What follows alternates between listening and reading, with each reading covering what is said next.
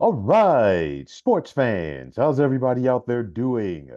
William Martin coming at you one more time here on YouTube with another edition of the 300 Pounds of Sports Knowledge Podcast. As the start of the Major League Baseball season is right around the corner, I want to talk today about the upcoming season in the American League West. This was a very competitive division last year. Of course, the bottom half was not that way, but you look at the top with Houston, Texas, and Seattle.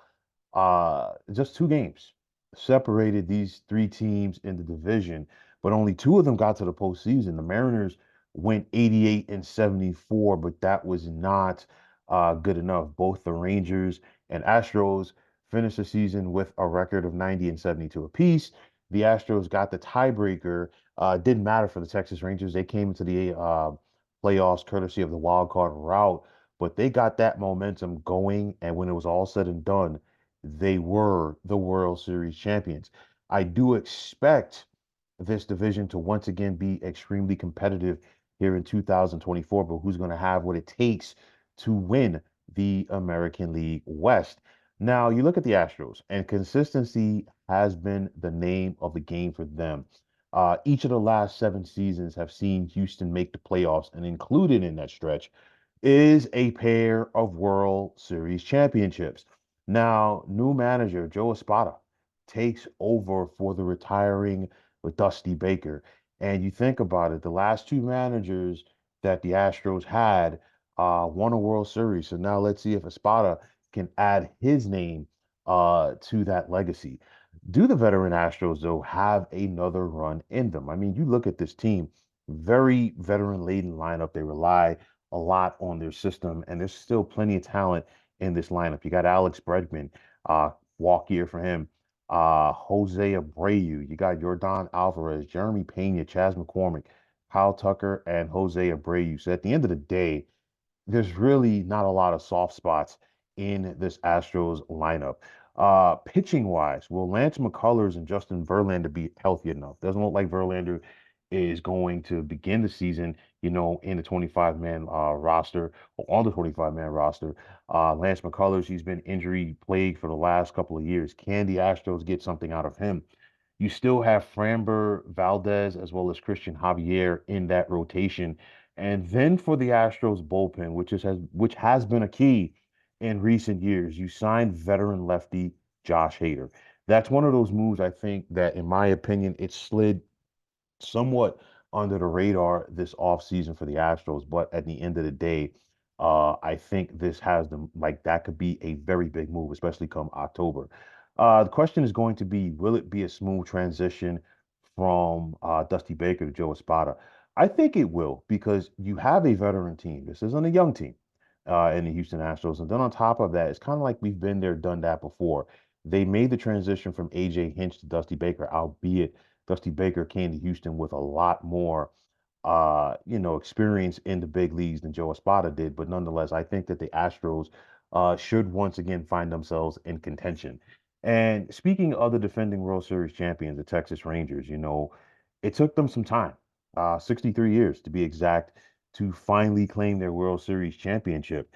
And, they enjoyed a tremendous turnaround in recent years. Think, a lot of people might not remember this. Rangers fans definitely do.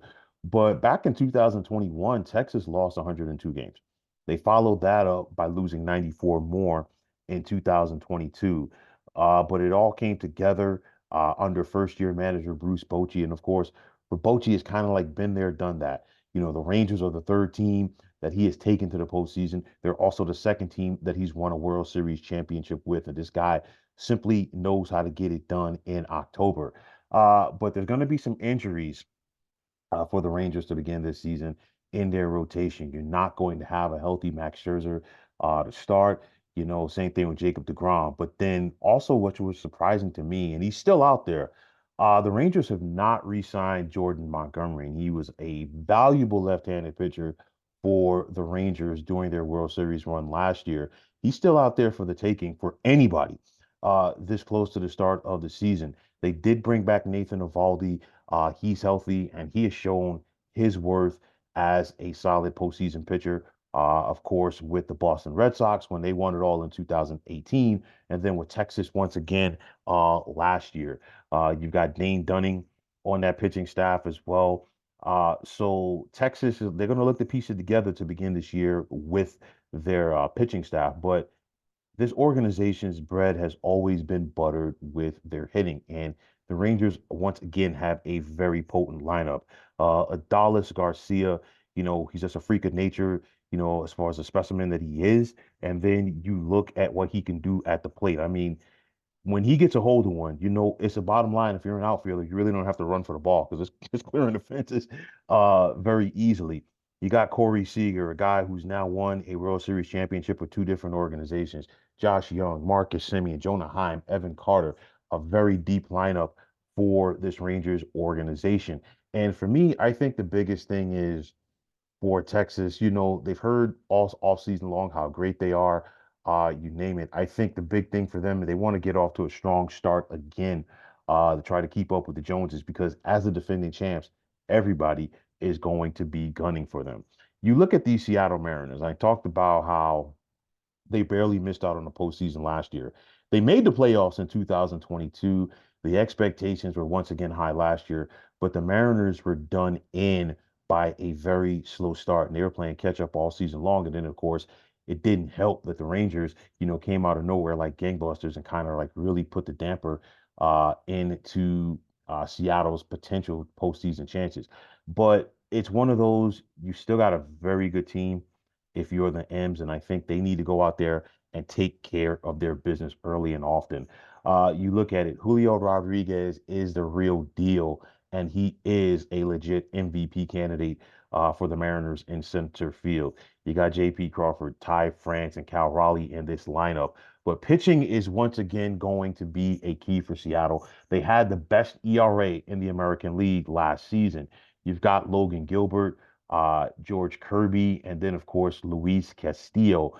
Questions, though, about the Mariners bullpen, and that's something that could hurt them as this season progresses for Scott Service and his squad. Now, for the Los Angeles Angels, the post Shohei era is officially here.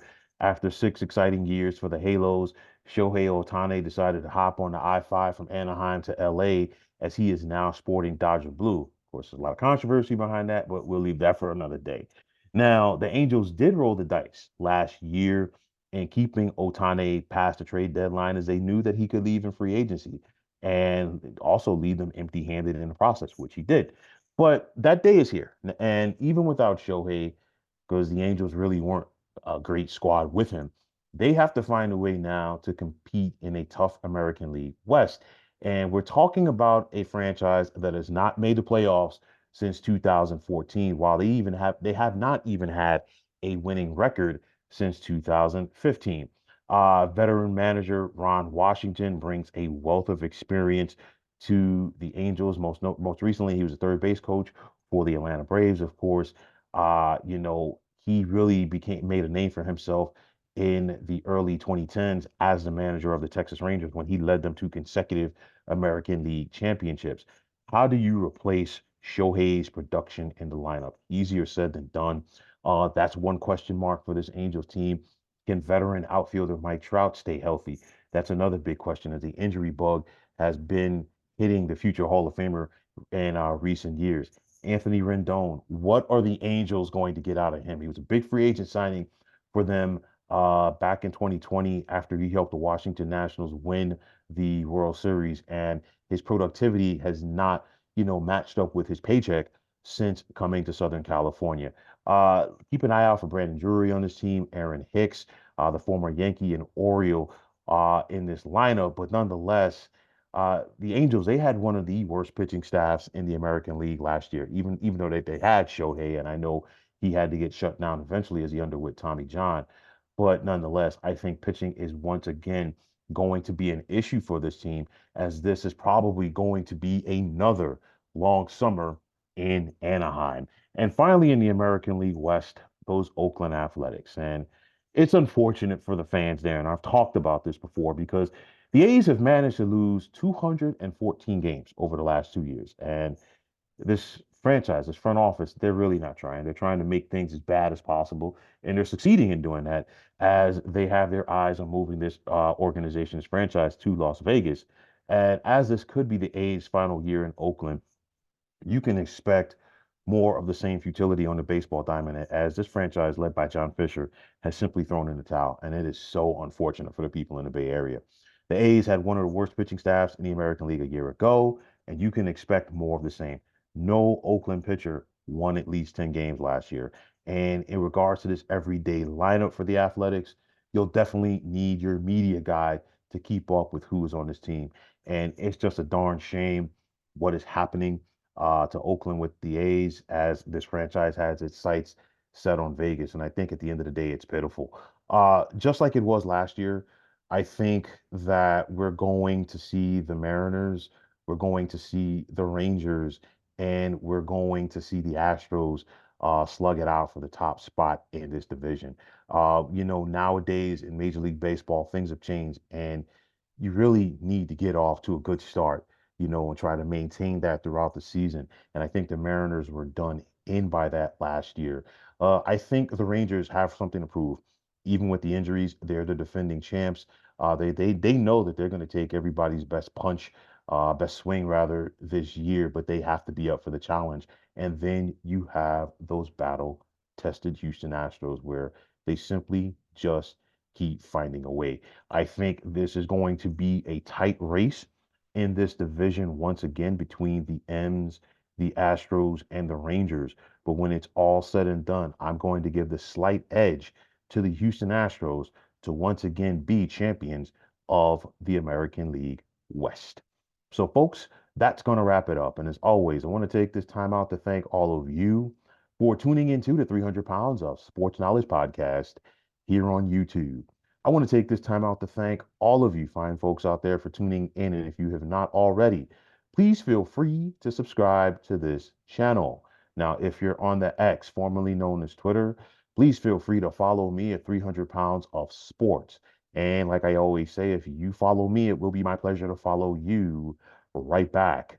There's also the sports discussion group on Facebook at the Sports Depot 365. Now you can check it out.